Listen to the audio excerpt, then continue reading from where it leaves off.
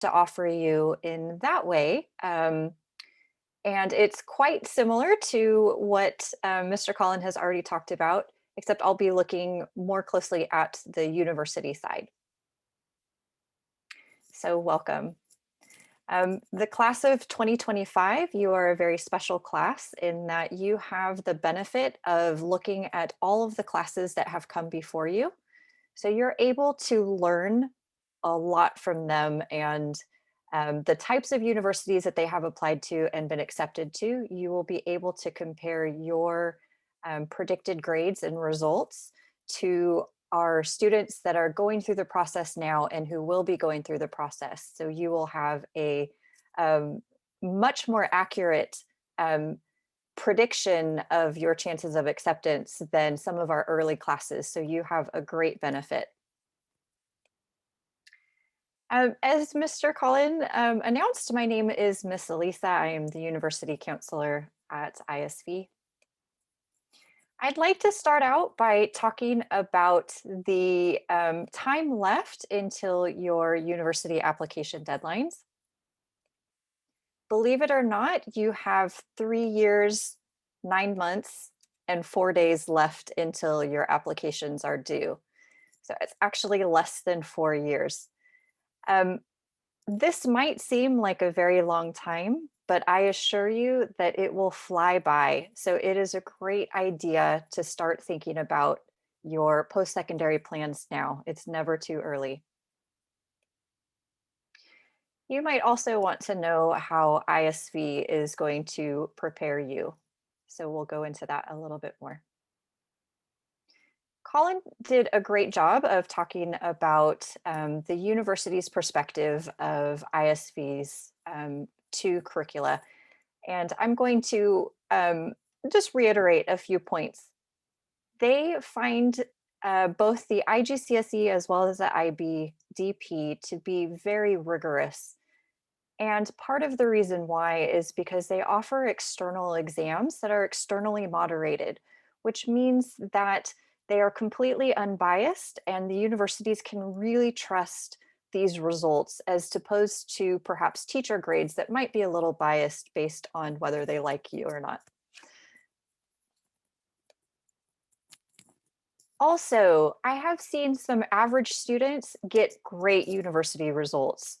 That is a reflection of how highly the universities value the IB diploma. Once students get to university, universities find that they are very engaged, very prepared for university, even more so than their peers who are taking the advanced placement or the A-levels curriculum.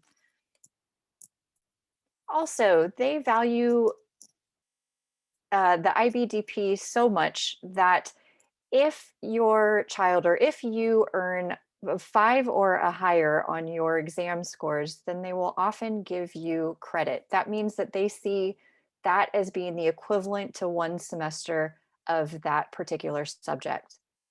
For the US and Canada, that means that though they have a 4-year diploma, bachelor's program, as opposed to other countries that have a 3-year program, often you can kind of squish that down to about 3.5 years because you can test out of about 1 semester just based on your DP exam scores alone.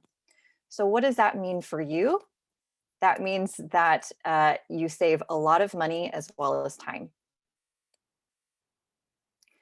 One aspect of our university counseling program, as Colin mentioned, is MaiaLearning, which is our career and university guidance platform that we use here at ISV. It is a great way for students to really learn about yourselves. You're also able to research majors and courses in depth, as well as the corresponding careers. And you're also able to research universities around the world. And as I mentioned, you're also able to see how you compare to upperclassmen who have already applied and either been accepted, rejected, conditionally accepted, and see your chances of acceptance. For you parents, there are also parent accounts where you're able to monitor and really look at what your children are researching and the types of careers they're interested in, the types of universities that they're interested in. You're also able to make some suggestions for careers or universities that you think would be a good fit. So it's a really great way to increase communication, which is always a good thing with teenagers. I'm going to go a little bit more into depth about the university counseling program that we have. But basically, there are four main steps. The first step is how we explore who you are. We look really in depth about you as an individual. We use that information to channel your career interests to find out what you really want to do. Then we look very closely at where you want to go, including the countries and the types of universities that you want to attend. And then, of course, we actually do the application. So in step one, we really encourage you to look at many different types of extracurricular activities to identify your interests, your aptitudes, your abilities, and what makes you really unique. One way that we do that is through something called a Myers-Briggs personality type indicator, which is a very thorough personality test. And MaiaLearning has an assessment that gives you your specific results, as well as they give you your college satisfiers and career satisfiers. That means these are pointers for um, the type of career and the type of college that would be very satisfying, very fulfilling for you. So that is very helpful to use as you continue to research both your career and your university, of course. Once we look more at careers, we at the ISV University Counseling Department fully believe that career satisfaction is very strongly correlated with life happiness. And one way that we find out how you will be satisfied in your career is through something called an interest profiler assessment. And basically, it matches the 6 types of personalities to the 6 types of careers. We'll look a little bit closer at them. So if we look at the realistic, these are people who really like to do things. They're very active, they're hands-on, they like to be outside, they often like to work by themselves. And one great example of that is a pilot. And even some of you might be pilots and identifying with this. Next, we have investigative. So these are people who tend to be very good at math and science. They're very analytical. They love to problem solve. And we might give an example of an engineer. We also have the creators, or they're very artistic. They are like to think outside of the box. They're very like to do things in a different way and find different ways to solve problems. An example might be a graphic designer. People who are very social, often we think that they have a lot of friends and they like to be the center of attention. But in this case, that's actually not what social means. This means that a social person really likes to help. It's very important for them to have meaningful work. Often they like to teach people skills. They're very caring and kind and supportive. An example might be a teacher. Next, we have enterprising. These people are very persuasive. They tend to be very good leaders. They often are very able to take risks much more than other people. An example might be an entrepreneur. And finally, we have conventional. These people are very organized, they're very practical, they're very good at spreadsheets and following directions and accomplishing things in a very organized and an efficient manner. And an example might be an accountant. So you might identify some of your own personality traits in this kind of exercise, but we'll go a lot more in depth as we meet together. So here's an example of some results. And again, MaiaLearning then gives a very long list of suggested careers that would be a great fit based on those results. Next, we look at where students want to go. As students do the research for their post-secondary options, we really empower them to take ownership of their own research process. And one of the ways that they do that is through attending university visits and fairs at ISV. Just before the coronavirus kind of took over, we had the great opportunity to host a university fair with over 100 universities from 20 different countries from around the world. Although this doesn't happen every year, this is something that will likely happen again once we finish the lockdown and universities are able to visit. That said, on a regular basis, we often have university fairs of maybe 10 to 30 universities coming about 2 to 3 times every semester, in addition to universities coming often that come daily. Currently, we are not able to do that, so we have our university visits online instead. Here in Asia, I know that standardized tests are so important. You're probably already very familiar with the SAT and ACT, the TOEFL or IELTS. It's important to know that as you move along through the university counseling process, you'll fully understand the difference between these two tests, as well as which one would be more suitable for you to take based on your personality as well as your knowledge and background. We also will make sure that you have a plan to take the test so that you'll be fully prepared for your university applications in grade 12. It's important to know I don't recommend that you even think about taking these tests until grade 11. Before that, you probably haven't learned enough content knowledge from your classes just yet for it to be a useful test to take. So save your test taking and your test practice, your test prep for grade 11, and we'll get there when we get there, but you'll be fully prepared.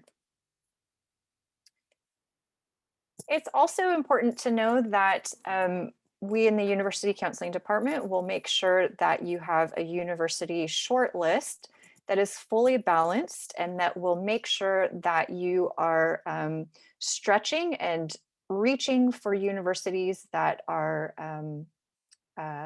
where you have maybe a lower chance of acceptance. These might be the more famous universities, but you're also have universities that you can be confident that you will be accepted to. And we call those the likely universities. These are the universities that are very likely to offer you scholarships. So these are really key.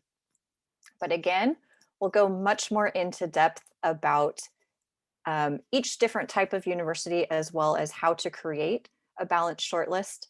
But it's important to know that that is something that is coming that will help you with. We also recognize that students need a lot of guidance and support from home to make these decisions. So to that end, we have a student-led conference where students and parents really come together and discuss and finalize their country as well as other main priorities so that students have a great idea of what type of universities that they should be researching and spending their time applying to. And then, of course, in grade 12, we spend a lot of time on the applications themselves. So it's important to know that our students typically apply to these 4 countries. However, we have students that apply to many different countries as well, and we fully support the different countries that students want to apply to. Scholarships and financial aid is probably something that you're already thinking about as the cost of universities around the world continue to increase. One of our students from our first graduating class was actually able to receive a $60,000 scholarship for each year of attendance for a university in the US. So we're very, very proud of that accomplishment. However, it's important to know that she put a lot of hard work into that. So I want you to know that it is very possible to receive such a scholarship if you work very, very hard. So be prepared for a lot of hard work over the next 4 years. So to that end, let's talk about what you need to do now. So as you begin to think about your IGCSE subjects, it's important to really dig into your aptitudes and interests and think about what you would be um, interested in, the types of careers that you want to uh, end up in. Also, Mr. Collin has sent the IGCSE subject selection packet, so it's a great idea to really dig into that as well. And then, of course, asking teacher questions. So you're able to enter your questions into the chat box as well as asking your teachers directly. But they will have a really good insight not only into the subject, but also your knowledge and abilities and skills within that particular subject. And they will be able to guide you to whether they think that would be a good fit for you to take in the IGCSE. And as Mr. Collin mentioned, the IGCSE leads directly into the IB diploma. So you're going to want to think about your IGCSE subjects now as to how they relate to your DP subjects and really thinking ahead for the next 4 years. Also, grades begin in grade 9, but what does that actually mean? It means that teacher grades matter. So a lot of times we think about the exams being the most important aspect of our applications. While that is true, teacher grades are also very important. We will be giving you, we will be sending transcripts to your universities that include all of your teacher grades from grades 9 through 12. So they will have a record of that and they'll see how you have been performing since grade 9. So it's really important to take that seriously and not just cram for your final exams. It's a great idea to try out new extracurricular activities, as Mr. Collin mentioned. You probably already know that extracurricular activities are a very important element of university applications in the UK, the US, Canada, the Netherlands, and many other countries around the world. Now is also a really great time to explore your interests, where it helps you really learn more about yourself and your abilities. Later on, once you decide which types of extracurricular activities you really enjoy, then you'll begin to narrow down that focus in grades 11 and 12 so that you can really discuss those through application essays and activity lists and your CV and resume in your applications. It's also important that you attempt to have some leadership activities where it shows your commitment to that activity as well as your leadership skills and abilities.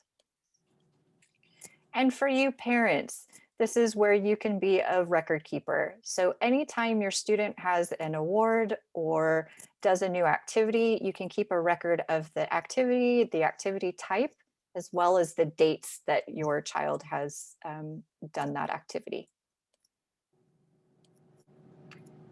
Parents, you can also begin to have honest conversations about the types of careers that you think your child would be very suitable for your child, the countries where you'd like your children to apply. So thinking about family, the lifestyle, the values of particular countries, as well as talking about the finances and what you are able to contribute to your child's education each year.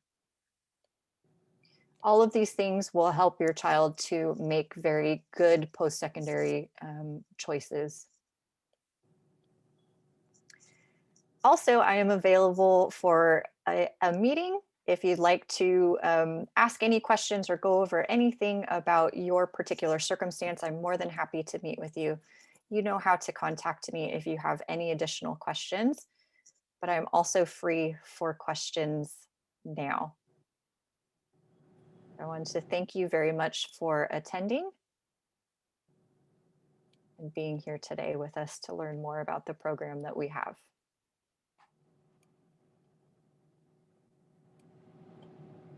I'm going to take a look at the chat box.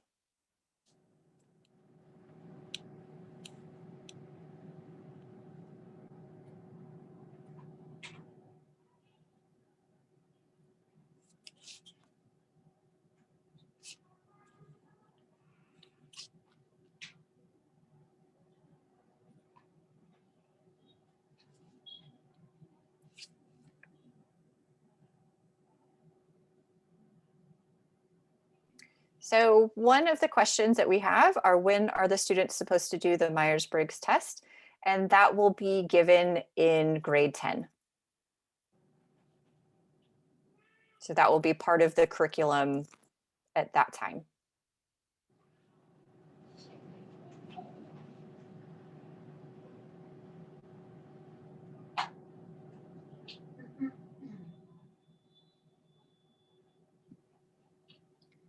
Any more questions there, Miss Elisa? I don't see any at this time. Miss Jin Young, Miss Cho?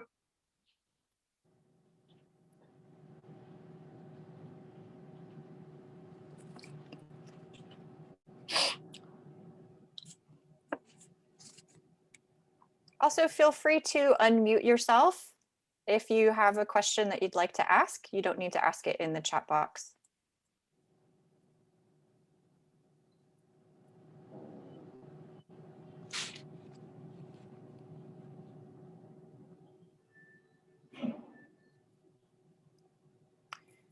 Okay, Colin, would you like to answer this question? We have a group of children who are interested in both computer science and music. Can they take both subjects at IGCSE? Very good question. We will be sending out the initial choice selection to students so that we can put those final blocks together. If we can manage to have the demand, yes, but at IB level, they will be in the same block.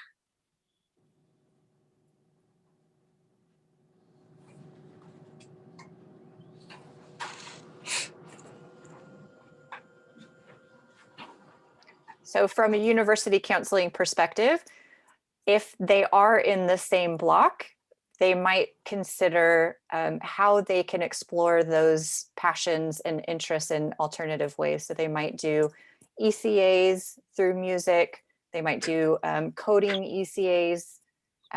So I would encourage them to spend the time during IGCSE really thinking about which of those subjects they prefer, and then focusing on that once they get to the DP. I can see a question here. Is MaiaLearning part of the ISV curriculum? MaiaLearning is a learning platform like ManageBack or in one sense the Google suite. We do dedicate time in grade 9, 10, 11, 12. Grade 9 and 10 usually through homeroom and through some ETA time, where they work with Miss Elisa, and in grades 11 and 12, we have a dedicated period weekly for university counselling.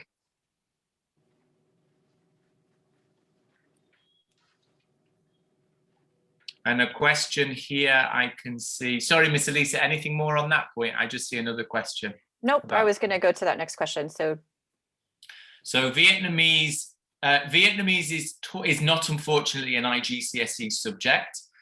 We teach the part of the Vietnamese national curriculum there.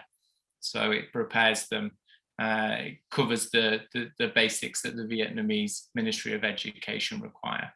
But we also ensure that that curriculum does continue to develop the skills necessary for the Vietnamese DP subject, which is a recognized and externally set DP subject, Vietnamese.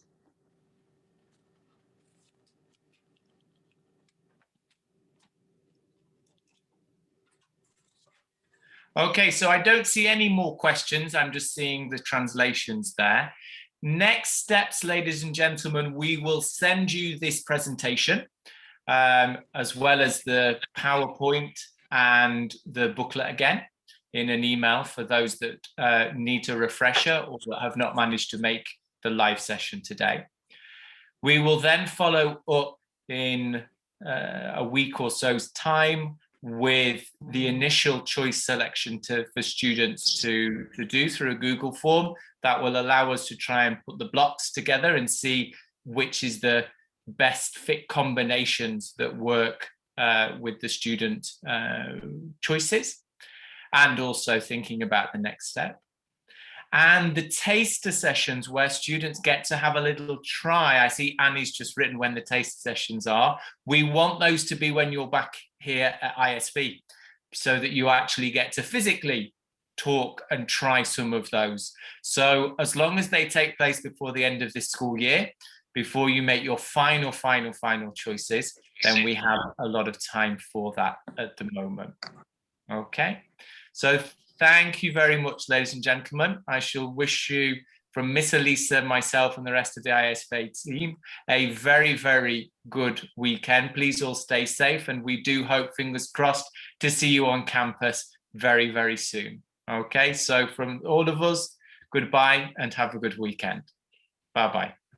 Thank you.